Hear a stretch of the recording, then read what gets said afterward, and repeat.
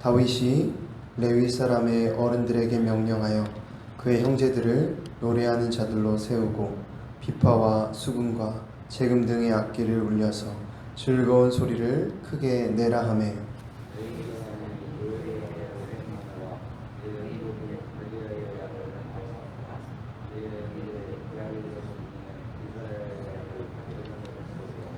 그 다음으로 그들의 형제 스가랴와 벤과 야하시엘과 스미라목과 여이엘과 운니와 엘리압과 분하야와 마아세야와 마띠디야와 엘리 블레우와 믹네야와 문지기 오베데돔과 여이엘을 세우니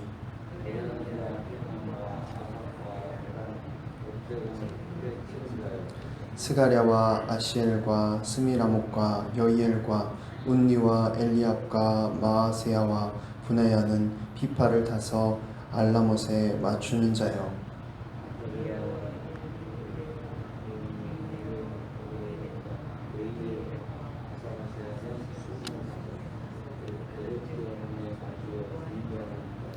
레위 사람의 지도자 그나냐는 노래에 익숙함으로 노래를 인도하는 자요.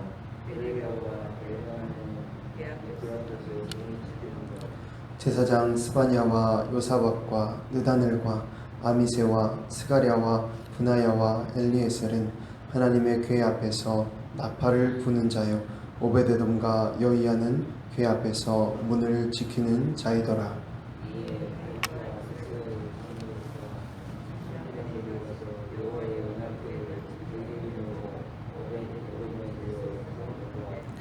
하나님이 여호와의 언약궤를 맨 레위 사람을 도우셨으므로 무리가 수송아지 7마리와 순양 7마리로 제사를 드렸더라.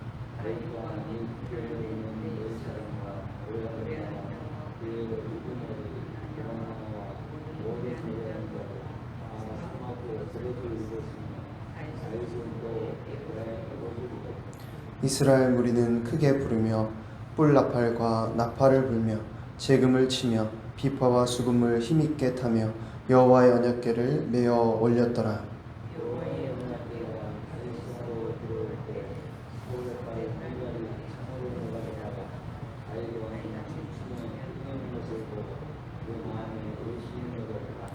하나님의 궤를 메고 들어가서 다윗이 그것을 위하여 진 장막 가운데에 두고 번제와 화목제를 하나님께 드리니라.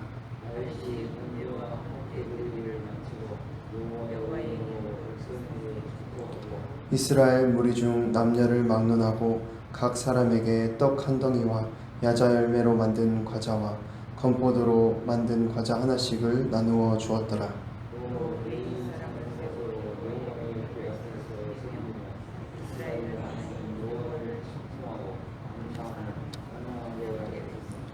아삽은 우두머리요 그 다음은 스가랴와 여이엘과 스미라목과 여이엘과 마띠디야와 엘리압과 분하야와 오베데돔과 여이엘이라.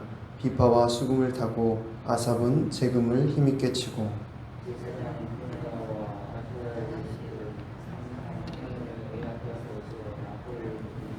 아멘.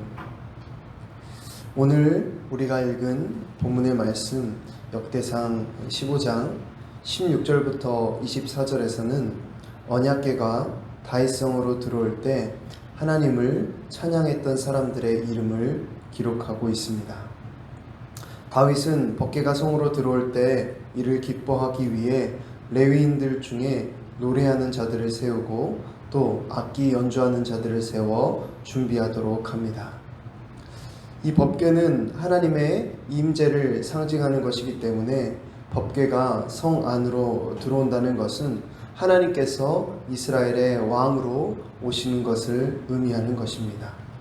왕이신 하나님께서 오시기에 다윗은 그에 걸맞은 기쁨의 잔치를 준비시킨 것입니다. 그러면서 오늘 본문의 저자는 이 찬양을 섬겼던 레위인들의 이름을 길게 나열하고 반복하는 것을 볼 수 있습니다. 이것은 이들의 역할이 하나님 앞에 중요하고 기억되는 이름을 보여주고 있는 것입니다. 이어지는 25절부터 29절에서는 언약궤가 다윗성으로 들어오는 과정을 기록하고 있습니다. 이전에 법궤를 가져오려고 하다가 실패했던 경험이 있었기 때문에 다윗과 이스라엘의 지도자들은 법궤를 옮기는데 더욱 신중을 기했습니다. 하나님의 말씀과 율법을 따라서 법궤를 옮기자 하나님께서는 법궤를 옮기는 레위인들을 도우셨다고 기록하고 있습니다.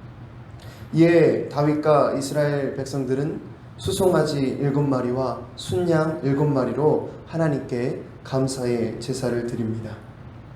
법궤가 다윗성으로 들어올 때에 레위인들은 각종 악기로 하나님을 노래하며 찬양했고 이스라엘 백성들도 다 함께 힘있게 찬양했다고 기록하고 있습니다. 이때 다윗은 얼마나 기쁨에 겨웠는지 하나님 앞에서 춤을 추며 기뻐 뛰놀았다고 기록합니다. 마지막으로 16장 1절부터 6절의 말씀은 법궤가 장막 안에 안치되었을 때의 일들을 기록하고 있습니다. 법궤가 장막 안으로 들어오자 다윗은 번제와 화목제를 하나님께 올려드리고 백성들을 축복하며 떡과 과자를 나누어 주었습니다. 다윗은 또 레위 사람들을 세워서 여호와의 법궤 앞에서 섬기며 하나님을 찬양하도록 하였습니다. 이와 같은 본문의 말씀을 통해서 우리는 두 가지 정도 생각해 볼 수 있겠습니다. 첫 번째로 다윗은 다른 것이 아닌 하나님으로 인해 크게 기뻐했다는 것입니다. 오늘 본문의 말씀은 언약궤를 다윗성으로 메우는 가정 가운데 수많은 찬양대가 하나님 앞에 기쁨과 감사의 찬양을 드린 내용을 기록하고 있습니다. 오늘 본문 16절에 이렇게 기록합니다.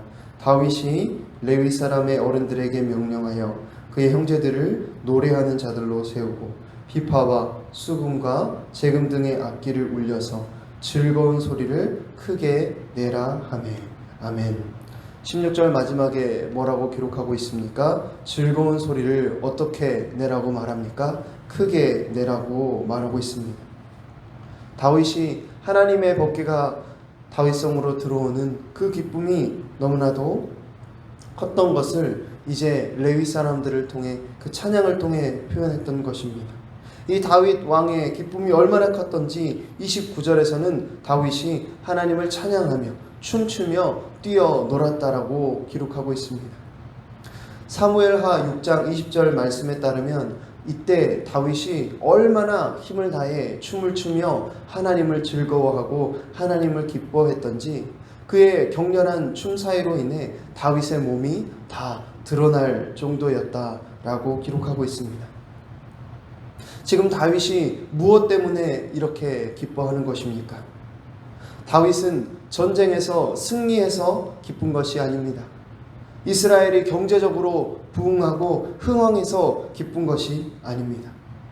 바로 하나님께서 이스라엘과 함께 하심으로 인해 기뻐하고 감사하고 찬양했던 것입니다. 이와 같은 다윗이 하나님으로 인해 기뻐했던 그 기쁨과 감사가 우리 안에 회복되기를 바랍니다. 성경 말씀에 보면 그와 같은 이 다윗과 같은 그러한 기쁨과 감사의 고백을 했던 선지자가 있습니다. 바로 하박국 선지자입니다.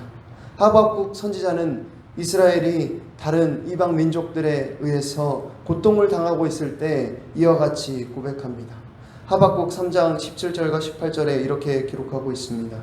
비록 무화과 나무가 무성하지 못하며 포도나무에 열매가 없으며 감람나무에 소출이 없으며 밭에 먹을 것이 없으며 우리의 양이 없으며 외양간에 소가 없을지라도 나는 여호와로 말미암아 즐거워하며 나의 구원의 하나님으로 말미암아 기뻐하리로다. 아멘.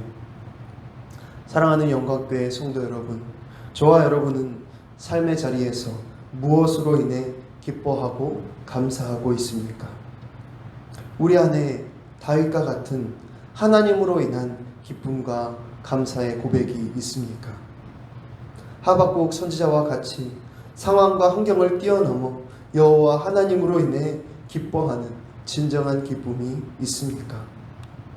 먹고 마시는 육신의 일들로 인해서는 기뻐하고 즐거워하면서 하나님으로 인한 기쁨, 영적인 기쁨, 영적인 은혜에 대해서는 기쁨과 감사가 없는 그런 삶을 살고 있지는 않는지 돌아봐야 할 것입니다. 데살로니가전서 5장 16절부터 18절에는 이렇게 기록하고 있습니다. 항상 기뻐하라. 쉬지 말고 기도하라. 범사에 감사하라. 이것이 그리스도 예수 안에서 너희를 향하신 하나님의 뜻이니라. 아멘. 참된 그리스도인은 육신의 일들로 인해 기뻐하기보다 예수 그리스도로 인해 기뻐하고 감사할 줄 아는 사람입니다. 다윗은 법궤가 들어와 하나님의 임재가 함께하는 그 순간 기뻐하며 즐거워하며 하나님을 찬양하고 노래했습니다. 우리는 이제 예수 그리스도의 영이신 성령님께서 우리 안에 거하시며 우리 안에 임재하십니다. 그러므로 우리는 모든 순간 우리 안에 임재하시는 성령 하나님으로 인해 항상 기뻐하며 항상 감사하며 하나님을 즐거워하는 삶을 살아야 하겠습니다.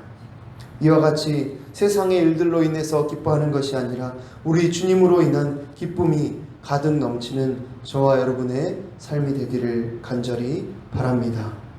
두 번째로 기억해야 할 것은 다윗은 하나님만을 왕으로 섬겼다는 것입니다.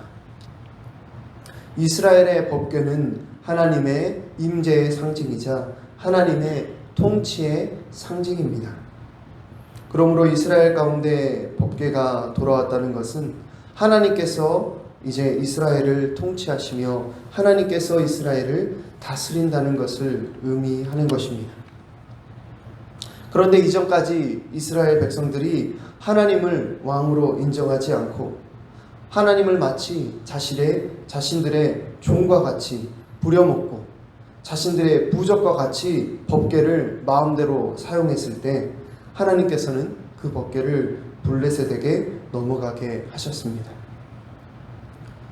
그리고 법궤가 이스라엘에 돌아왔지만 여전히 장막 안으로 돌아오지 못했습니다. 성 안으로 돌아오지 못했습니다. 그 시간이 무려 100년이나 되었습니다. 이제 오랜 시간이 흘러서 다윗이 왕이 되었지만 여전히 이스라엘 가운데 성 안에 하나님의 법궤가 없음으로 인해 다윗은 마음이 아팠습니다. 왜냐하면 이스라엘의 진정한 왕은 자신이 아니라 하나님이시라는 것을 다윗은 알았기 때문입니다. 하나님께서 이스라엘을 통치해 주셔야만 이스라엘이 형통한다는 것을 다윗은 알고 있었습니다. 그리고 이제 하나님의 법궤가 제자리로 돌아오자 다윗은 기뻐 춤을 추며 즐거워합니다. 다윗은 진정으로 하나님의 통치와 하나님의 다스림을 사모하며 즐거워했던 것입니다. 사랑하는 성도 여러분, 세상 사람들은 자기 인생의 주인이 자신이라고 생각합니다. 그래서 자기 마음대로 살고 자기 하고 싶은 대로 살고 자기 계획대로 살고 자기의 계획이 이루어지는 것이 축복이고 성공이라고 생각합니다. 그러나 우리 그리스도인들은 그렇지 않습니다. 참된 그리스도인들은 자기 마음대로 사는 것이 아니라 하나님의 말씀대로 사는 것이 축복임을 아는 사람입니다. 참된 그리스도인은 자기 계획대로 사는 것이 아니라 하나님의 인도하심을 받고 하나님의 다스림을 받고 하나님의 통치를 받는 것이 형통한 인생임을 아는 사람입니다. 다윗이 바로 그러한 사람이었습니다.